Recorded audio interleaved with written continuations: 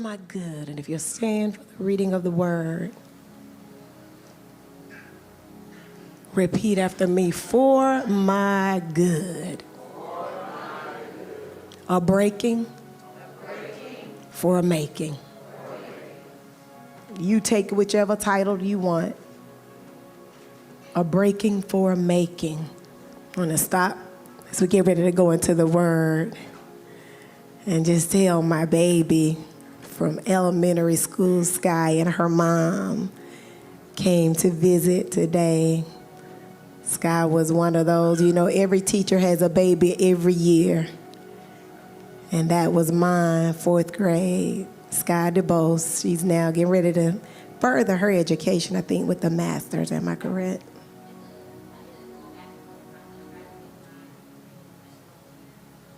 Amen. Miracle worker. God still has some young people left who are great in what they do, great role models, great examples, and she is one of them. And God has reconnected us, I believe, for a time such as this for a purpose. There is a season for everything under the sun. That's what the word says. And I'm looking forward to a time of impartation with her. So welcome. Welcome. It's good to see you, Mr. Boss. It's been years. He's a God of miracles. And to all of our visitors, good to see you. Mr. Woods, his son, will be here ministering next Sunday for Men's Day. His namesake, Rod Woods, and he's coming with the word.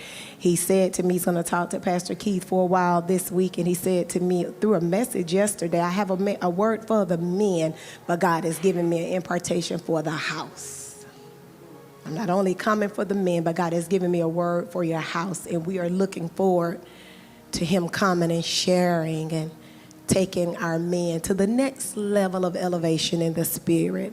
So can we give the men a hand clap today for what God is doing in our men's group? To any more visitors that may be here today for your first time, we welcome you to the Tabernacle of Refuge, where we're small enough to know you, but we're large enough to serve you. And we hope that this won't be your last time. For my good, a breaking for a making. And I want to say to you today, experiences. Listen to this if you don't hear anything else. Experiences, trials, tests, problems that break your heart will correct your vision. A breaking for a making. It's necessary. It is necessary stuff. Whatever your stuff is that breaks your heart will fix your vision. And we're going to go to 2 Corinthians 7 and 5. And it was Paul, and I'm going to give you a little background as to what was going on. Paul said, for when we came into Macedonia, this body of ours had no rest.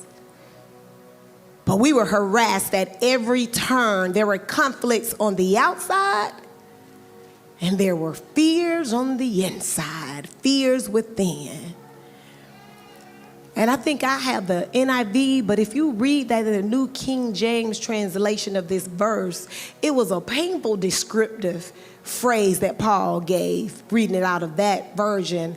He said, we were hard pressed on every side. Everywhere we turned, we were hard pressed. Everywhere we turned, there was confusion. Everywhere we turned, it was something going on that was simply overwhelming. Verse 13 will lead us into the message for the day, and I'm reading from the English Standard. Paul said, my spirit, and I'm talking to somebody today. Paul said, my spirit was not at rest when I went and I couldn't find my brother Titus there. So because I was so overwhelmed, he was supposed to meet me there. They were going to Troas, and he was supposed to meet me there. And we were going to do ministry there. We were on our mission there. And when I got there, he wasn't there. So I know anything else I could do, you may be seated in his presence. And the word of the Lord is, it's already blessed. Paul was frustrated when he got there because they were on a mission together. And so I need to give you a little background. If you go over to, you don't have to do this. If you want to write it down for later, read in 2 Corinthians 2 and 13. It leads into the reading that we just had over in 2 Corinthians 7. It was a continuation of a letter that he had written. What happened is Paul sent Titus. He sent Titus to deliver number 3 of 4 of the letters that he wrote to the churches. And for those of us who've been in Bible study, we know there were 4 letters that he wrote to the churches. But Paul sent Titus to deliver one of them, and there was a lot going on. There was a lot of sin in the camp. And so the letter that he sent Titus with, it was harsh. It was when he even said in the letter, there was a man who was guilty of sin. He was a leader, and he said, I need for them to hold him accountable. All of this was in the letter, and he was going to do one mission. He was sending Titus to do another mission, and then they were going to meet up and do ministry together. So when Paul got there, he got to Troas, and Titus wasn't there. He was overwhelmed. If you look at it like this, it's as if I sent China somewhere to handle some business that God had given me. And she's to meet me back. And she's going into a dangerous territory. She's going into a place where people are rebellious. And then we're going to meet back up in Lithonia. We got a revival at the Tabernacle of Refuge. You go handle that. I'm going to go handle my business, and we'll meet in Troas, which is Tabernacle, and we'll finish the revival. But when I was coming from Macedonia, and when I got to Troas, China wasn't there. And I waited, and I waited. I couldn't hear from her. There were no cell phones in. There were no emails in. So can you imagine this young lady that I sent out to do what God told me to do, and she's not here? So this is the feeling that Paul had, because Titus wasn't there, so he didn't know if he was dead, alive, in jail. He had no idea, and his spirit was already troubled. So then, this is a continuation. This scripture that we just read, when he and his co-workers got back to Macedonia, things got worse. He said, we were perplexed on every side. I had no rest. And it was compounded by the fact that he didn't know where Titus was. Attacks on every side, mental attacks, warfare. And then you don't know if your brother in ministry is dead. So he's saying there's trouble on every side. But as you read on down, you will find that further verses reveal that Titus did show up. The news was good, all was well, and the church was responsive to the letter and the message that he sent. Can you give the Lord a hand clap of praise right there?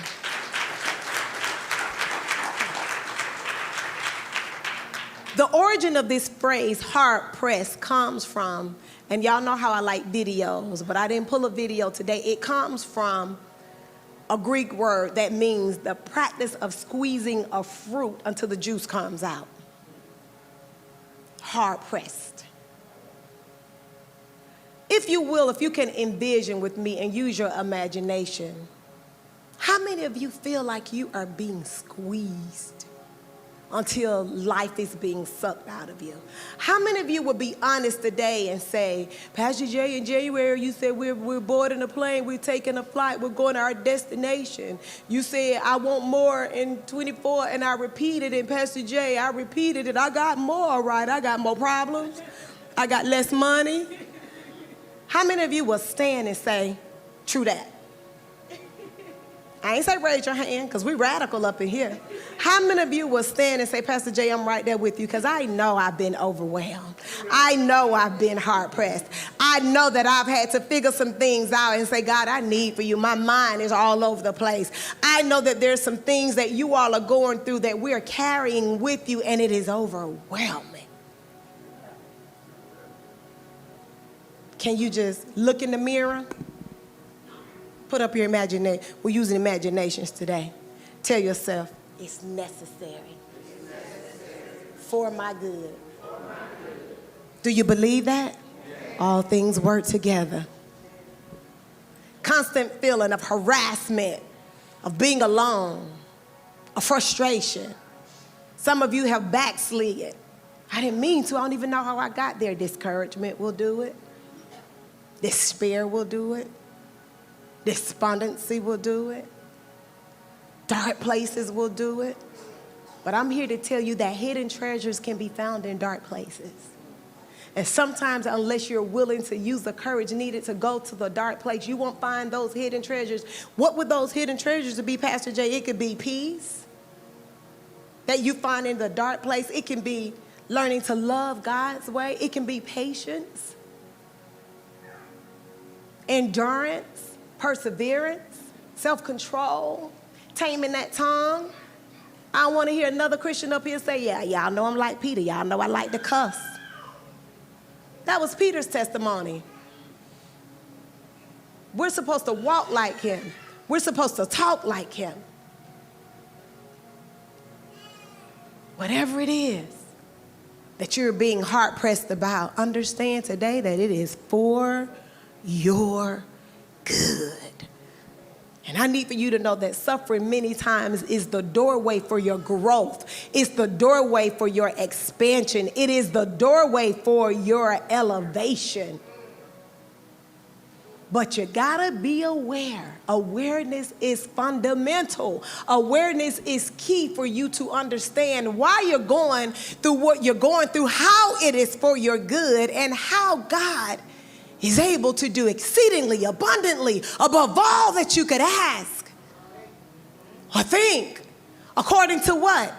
The power that we just sung about.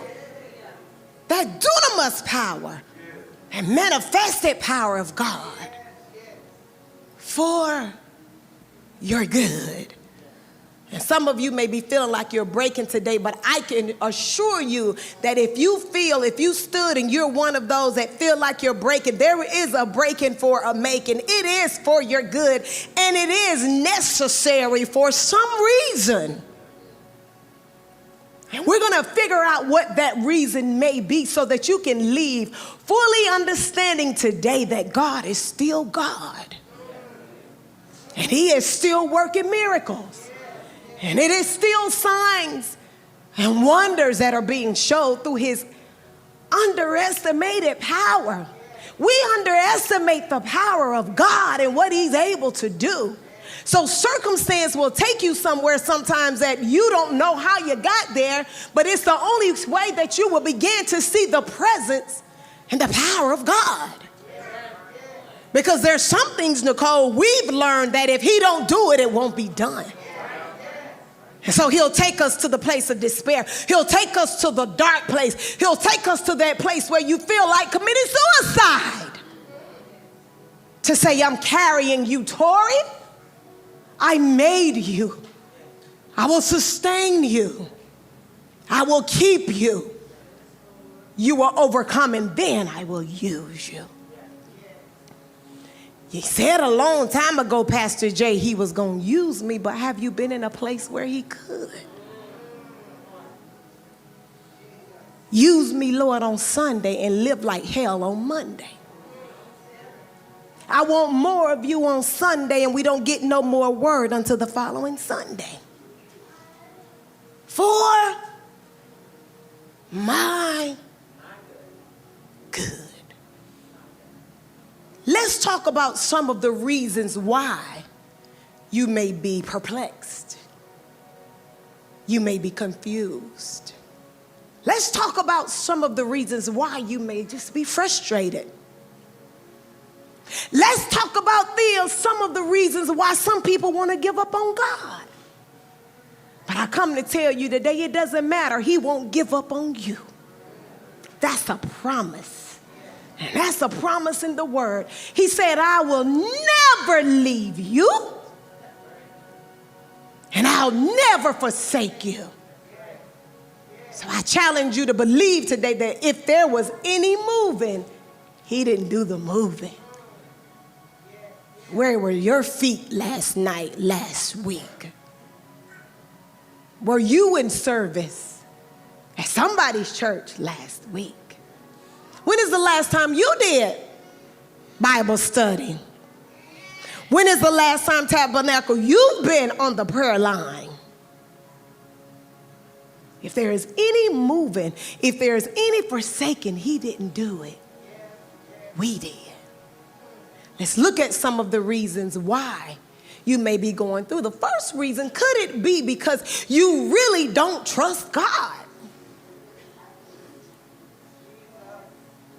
You trust substance, you trust things, you trust people, but you don't have what it takes to really trust God.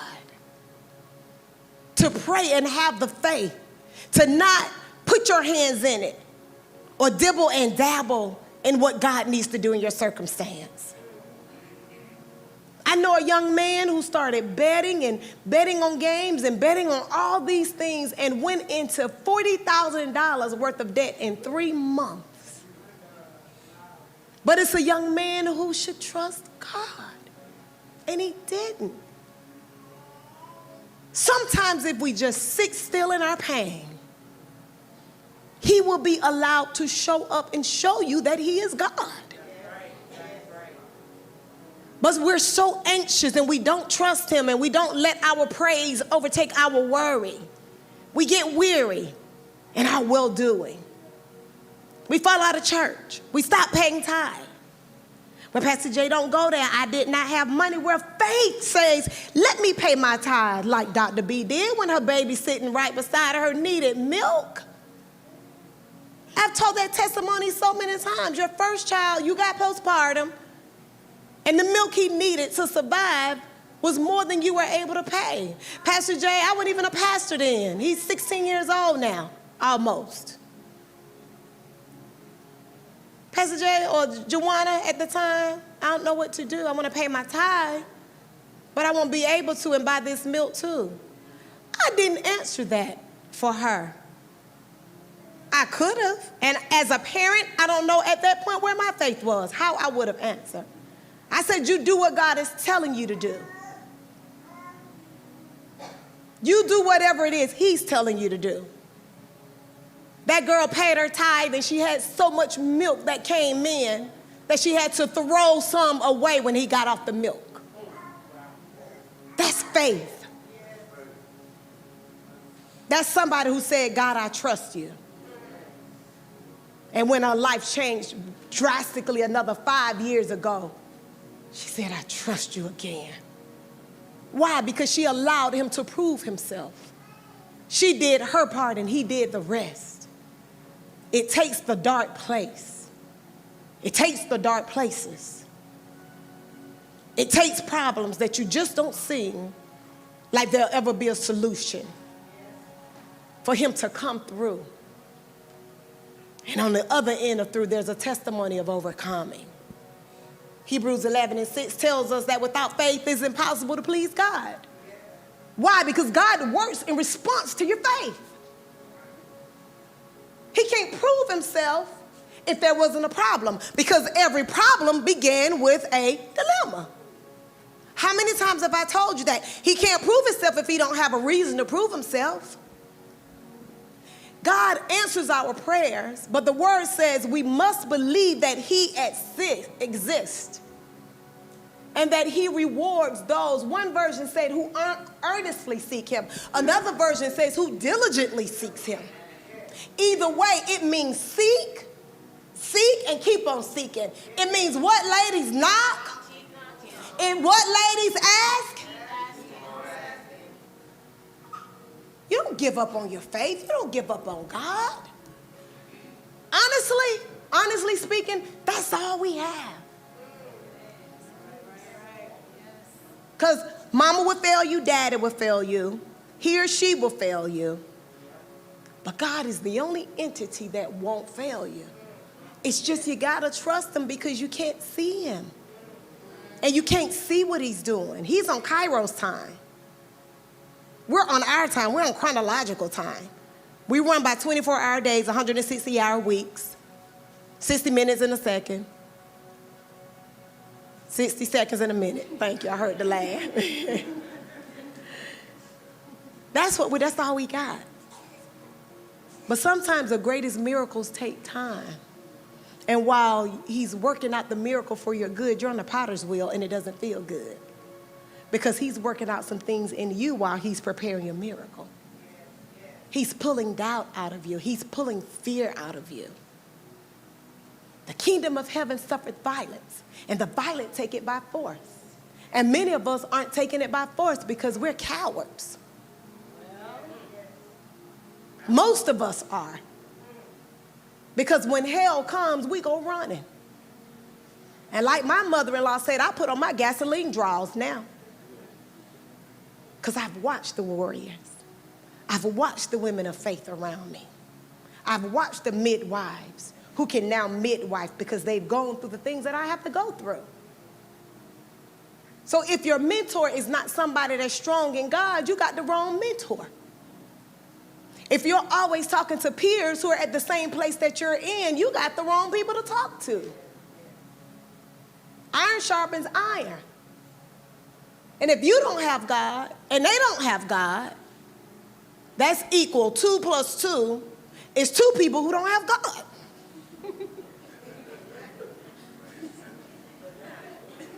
Simple math. Simple math. Do you trust him? Let me tell you this. Faith is like a muscle. What happens when you work a muscle? It gets strong. The more you use it, the more you overcome. The more you use your faith and God comes through, you get stronger and stronger and wiser in God. So from now, when you are about to fail God in your choices and your decisions, think about your faith muscle. Are you exercising it? How do I exercise it? Pray. Talk to God. It's an intimate relationship. Read your word. I told y'all, reading these inspirations and us sending them on social media, that's not enough. That's just to give you a little fuel for the day in case you go through something. But the word says, hide my word in your heart. Then you won't sin against me. Because conviction will set in and you'll stop cheating on God. That's one of the things I want to ask you. So, do you really trust God? That's one of the questions for the Breaking Forward Making. Let me ask you another question. Do you have sin in your life? Pastor Jay, we all sin. We all have sinned and come short of the glory of God. But I cannot do anything outside of biblical principles right now and be okay with it. Conviction is real for those who really love God. When you're able to just sin willfully and say his grace is sufficient, you prostituting the grace of God, discounting the price that was paid for us to live. Is there sin in your life? Because we have the ability to choose. God doesn't force himself on anybody. You can choose to willingly obey him or disobey him. But here's the thing. As human parents, when we disobey our parents, what happens? Consequences, punishments. There's about 5 children in here without their phone right now. I know because I talked to their mama and daddies. Consequences for your actions. Do you think that there are no consequences by our Heavenly Father? Do you think that he won't just step back and say, okay, I'm going to let them have that their way? I come to church every Sunday, Pastor Jay. That's not enough. How do you maintain a relationship with the one you love? How do you maintain a relationship with your family? Time spent, tag.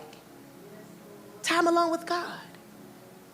And these are the things that would begin to strengthen you where you're not comfortable. So, do you really trust God? Do you have sin in your life? These are the possible reasons that you could be going through a break-in, but there's a break-in for a making. You cannot expect kingdom benefits while living a cultural lifestyle. He promised it a long time ago, but what does your life, your Christian walk look like? How dedicated are you to kingdom living, to kingdom principles, to a stronger relationship with God? The exchange, we talked about a transaction in praise and worship earlier. There can't be an exchange for bad behavior. And believe me, adults have bad behavior too. I've gotten to the point, I don't reward bad behavior with even attention. Because when you reward bad behavior, then it's continued. Is there sin in your life? 1 John 3:8-9 reads, the one who does what is sinful is of the devil. Because the devil, as we talked about 2 weeks ago, has been sinning from the beginning. Didn't we read that 2 weeks ago? To show that all this foolishness started with Eve in the garden. The reason the Son of God appeared was to destroy the devil's work. No one, verse 9, who is born of God will continue to sin because God's seed remains in them. They cannot go sinning because they have been born of God. I'm going to read that again. No one who is born of God will continue to do what? No one born of God, and most of us have been through a rebirthing in the spirit, will continue to sin because God's seed remains in them. They cannot go on sinning because they've been born of God. That's why he died, for our iniquities. But we're living a cultural lifestyle and we're expecting kingdom benefits. I've been living in an apartment all my life. My credit just won't get it. Have you ever tried? Have you ever tried him? And if you look, you will begin to see that these reasons impact each other. If you can't trust him at his word, and then you have sin in your life, there's a breaking today for a making. But I can promise you it is for your good.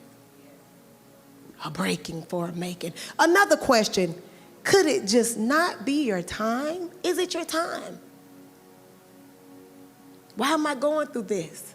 Is he preparing you for something so big and something so great and something so satisfying that he's just maneuvering? I like to say he's moving around furniture in your lives. He's just moving around furniture a bit to create order so that you can handle what he's doing. The Apostle Paul said it best in Romans 8:18. I consider that our present sufferings are not worth comparing with the glory that will be revealed in us. What I'm going through now won't touch what God is doing. But do you trust him? Is there sin in your life? Is it even your time? And I can tell that some of you already have some work to do. Those are 3 questions now. And I promise you it has hit 80% of you. Do you trust him? Is there sin in your life?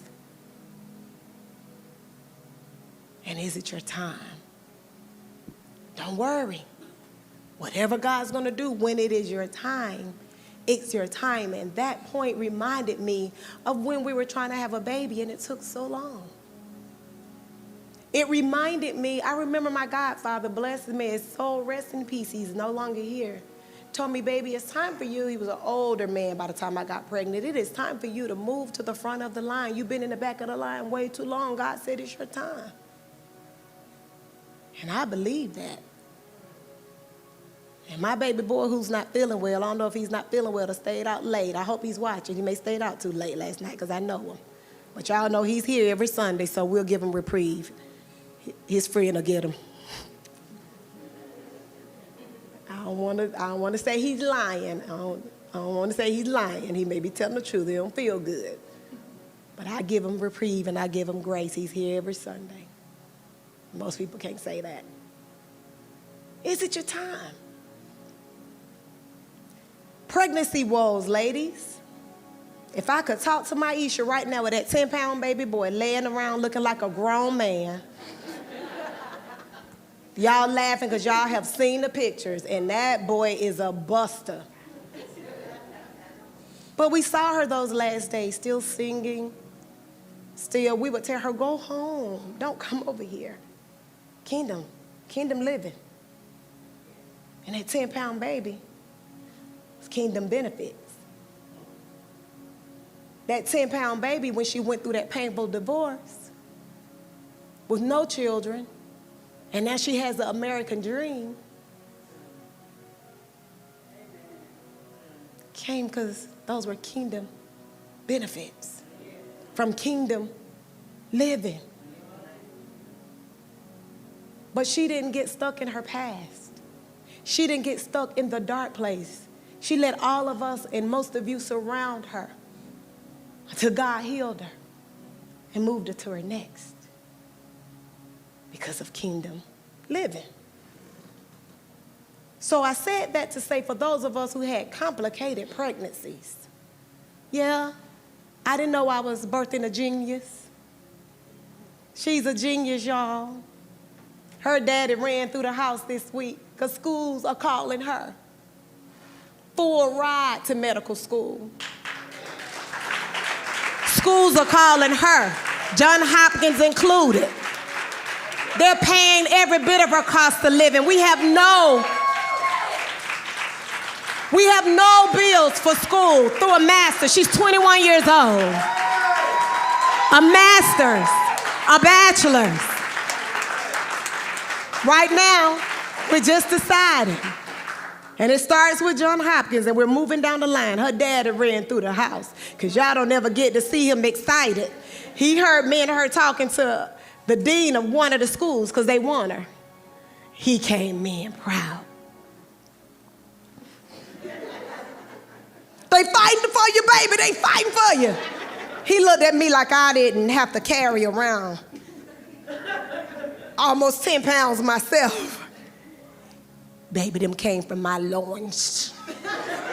That's exactly how he said it, y'all.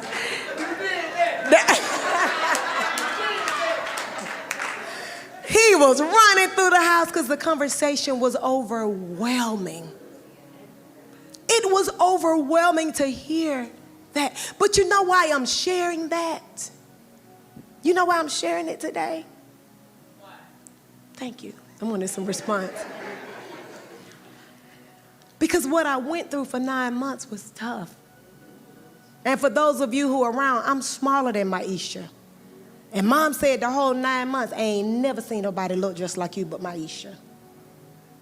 But I didn't know what I was birthing. That's why I almost cried when I was talking to y'all a couple of weeks ago. It's an honor to be a vehicle to be used. Could your ministry be that child you birthed? Could it be that child that was born to be a world changer, a kingdom changer, a gap stander, an example to other young people? And you're frustrated because you see the struggles and you see the test and you see the pain of the suffering of what you're going through, of what they're going through, struggling to live in this culture, don't have what it takes to go against the grain of the culture? Could that be why the breaking? Because you birthed something beautiful and the enemy want to take them down and take you down with them? But you don't trust him. and there's sin in your life, what is it? Why the breaking? For the making, but it's for your good. Is God teaching someone character and strength through your circumstance? You'll rob Peter to pay Paul. You'll run your credit up instead of just looking for another job or getting another job for a while paying your time. You'll tell lies to get what you want. You don't have to tell lies. Do you know who your daddy is? And what he's capable of doing? He likes to show up and show out. We got so many entrepreneurs in here right now who don't know what to do. That's why they think we do ministry on a mega style, because we got some entrepreneurs up in here. They gonna pay this church off. You tell Dara what I said, Leah. We laugh all the time. The man of God said one time, oh, you gonna bless this church. Tell them we just waiting. Oh yeah, they don't tithe, Pastor Jay. Yeah, they tithe. They tithe every week. I'm just telling you, uncommon faith and uncommon favor because of an uncommon God. That's what I believe in. That's where my faith lies. Do you believe it? Do you trust him? So could he just be building character and strength in you right now? Guess what? When PK lost his job, he learned that God was a provider. And now, with every week, he's getting closer and closer to the job that will take him through retirement. That was years ago. Young couples who are struggling, when he lost his job, he learned God was a provider when I couldn't conceive. And I lived for God my whole life. Did I do it all right? No. And I'll never testify that I did. But I learned patience. And I learned the importance of the process. And I learned that the will of God is more important than anything that I could ever do. That's what I learned. When I was judged unjustly, like many of you, I had to learn forgiveness. Is he building character and strength in some of you today? Sometimes we spend too much energy fighting spiritual battles with carnal weapons. What does that mean, Pastor Jay? We spend time fighting things that are in the spirit from a natural standpoint, from a worldly standpoint. That's why we talk to people. Oh no, I ain't talked to her in 16 years. Well, what happened? I don't even remember what happened. I just don't talk to her. Don't you know that's what the enemy wants? So that believers won't stand together and band together. The kingdom of heaven suffered violence. And in order for us to take it by force, we need to be together. Is he building courage and strength in you? Are you learning to become better and not bitter? When Pastor Ann had cancer, Angela, Nicole, some of the others of you who had health conditions, Mallory, with your brain surgeries, I could just go through sanctuary. Felicia, on your deathbed a couple of years ago. Lala, he don't try to take you out, he's still trying, and every time she fall out, I'm reminded. This is her spot right here. Lala falls out right here, don't nobody else. Put her name on it right here by Mario. I love watching the camera back. Same spot, that's her spot with Jesus. Angela, it took that for them to learn that he's a healer. And many of us have learned the same thing today. Auntie Jean, when Tim and LaQuita got kidnapped as teenagers and young adults, they learned that he was a protector. For those who remember 2nd Avenue when East Lake Meadows was over there, oh, it's the white folk area now. It's real ritzy. But it ain't always been. They got kidnapped. My brother, Bishop Tim, and her oldest daughter, LaQuita, when they got kidnapped, they learned that he was a protector. What is he teaching you as it pertains to your trust and your character and your strength through this? In your pain and in your suffering, Stop asking God, why? Why me? Why, God? Why? Ask him what? Repeat after me, what are you teaching me, God? What are you teaching me, God? Try that and let's see how it works. Because it's for your good. I got another question for you. Do you trust him? Do you have sin in your life? Is it your time? Is God teaching you character and strength through your circumstances? Let me ask you this. Is God writing your story to be shared with others? It's the stories in the Bible that encourage us. But sometimes we want stories right in our church, right in our circle, right in our community. Is he just writing his story? In the New International Version, 2 Corinthians 1, 3, and 4 teaches us, praise be to God and Father, listen to this, of our Lord Jesus Christ. Listen, who comforts us in all of our troubles, so that we can comfort those in any trouble, listen to this, with the comfort that we ourselves have received from God. You can't take somebody on a journey that you've not been on.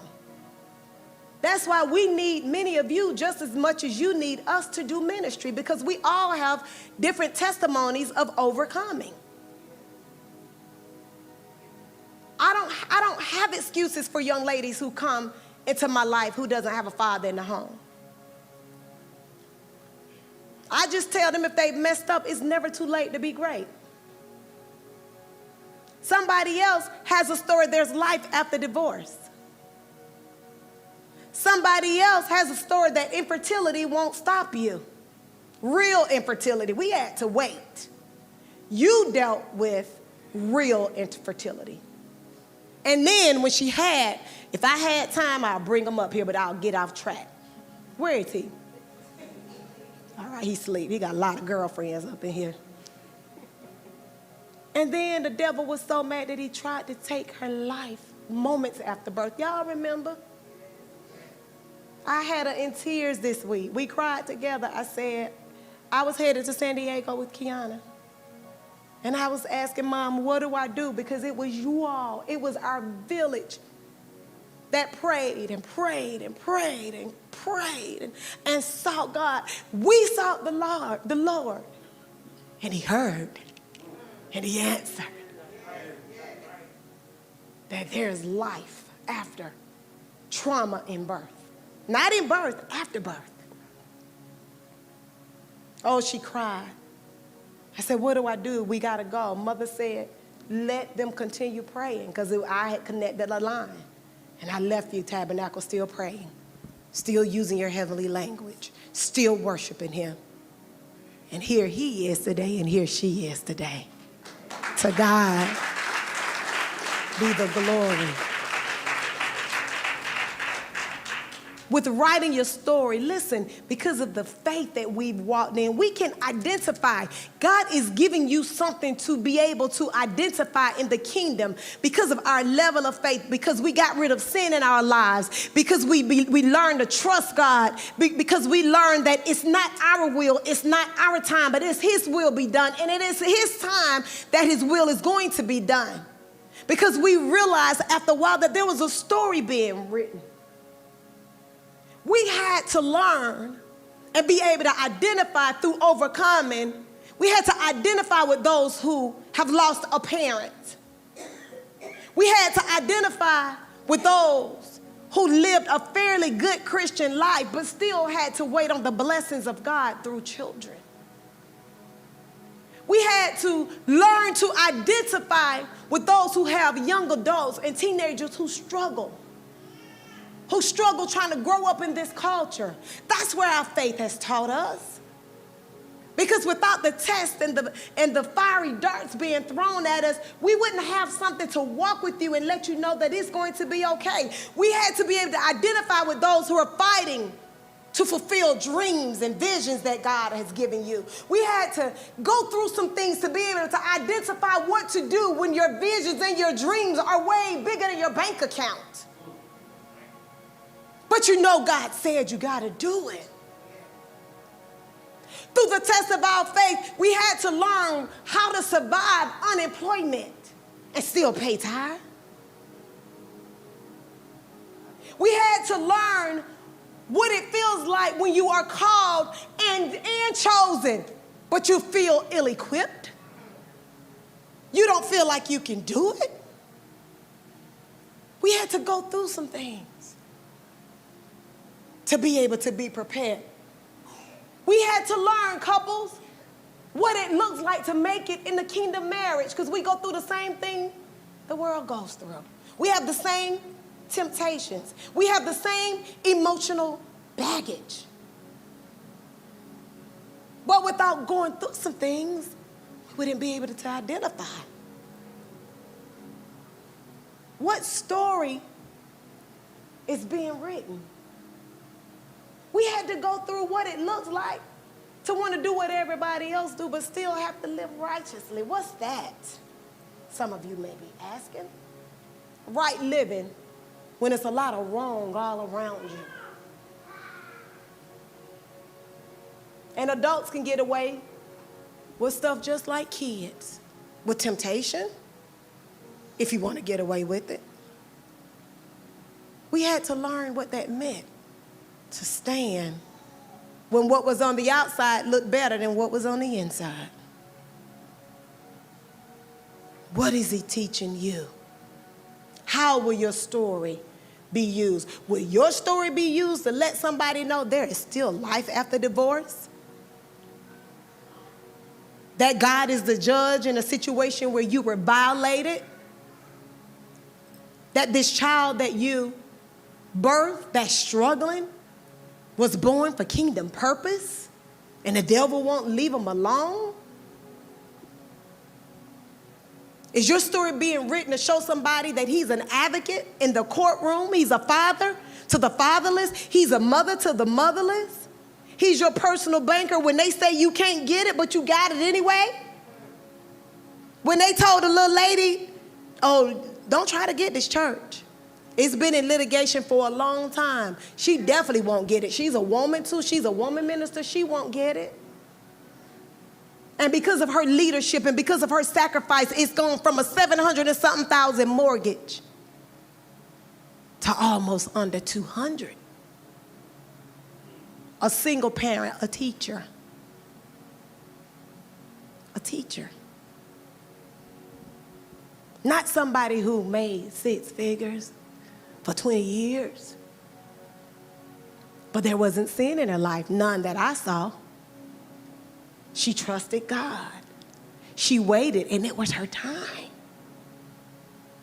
She says all the time, why did God allow me to get to my mid-60s to call me to pastor? No, he probably called you a long time, but it was your time.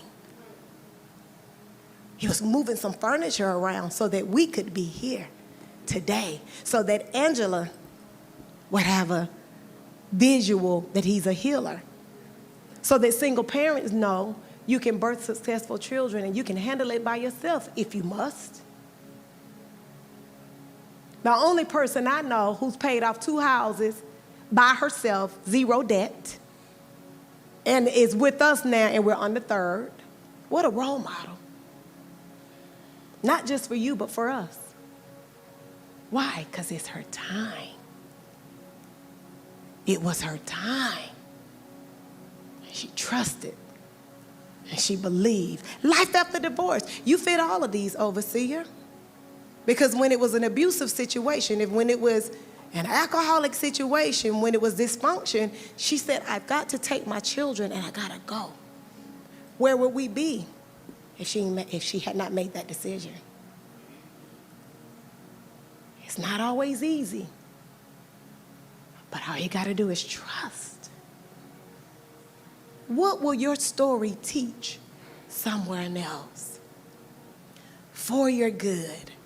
Is God I have two more questions. Is God completing an amazing work in you? Is that why there's a breaking for the making? Because it's taking time. That goes right along with, is he writing your story? 1 Corinthians 2:9 reminds us that nothing can supersede God's purposes for his children. And the scripture reads, eyes have not seen. You can finish it.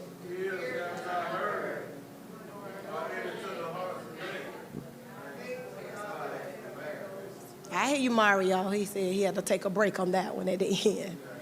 The things eyes have not seen, nor have ears heard.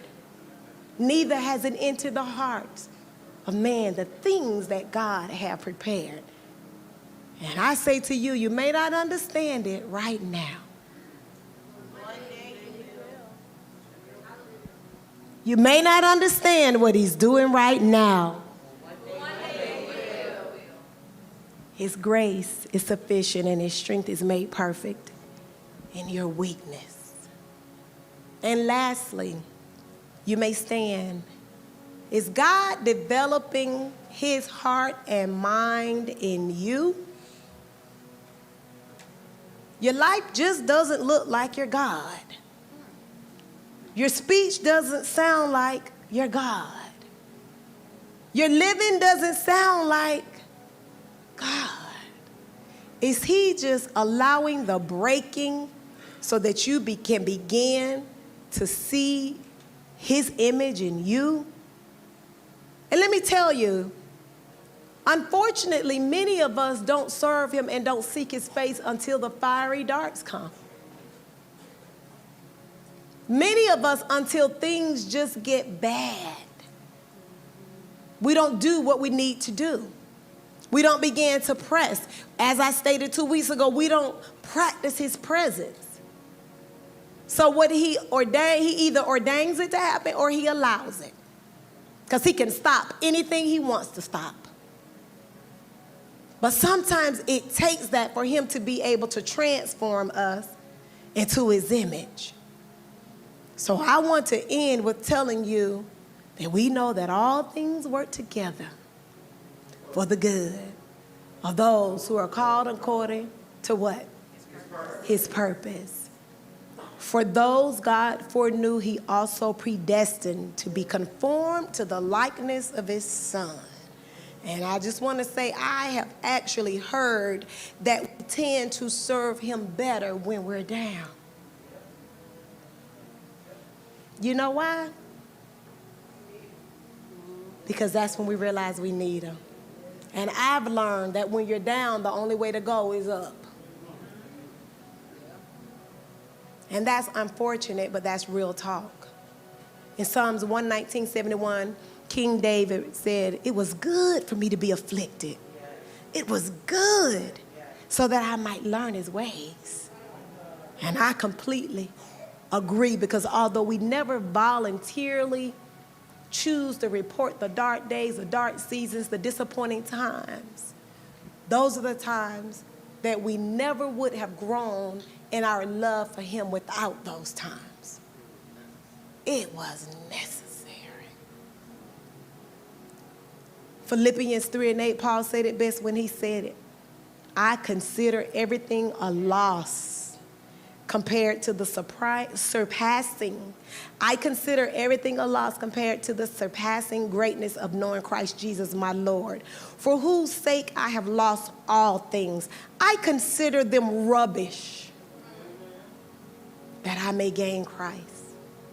He said, I consider the foolishness that I've gone through trash. It doesn't even matter, because through my trash, I gain Christ.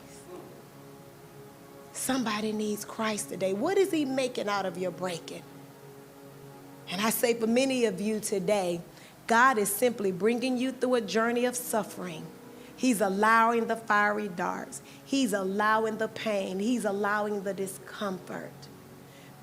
But you may not get a glimpse of his purpose and what he's doing in your life and how he's doing it until the pain and suffering are in the rearview mirror. Do you trust him?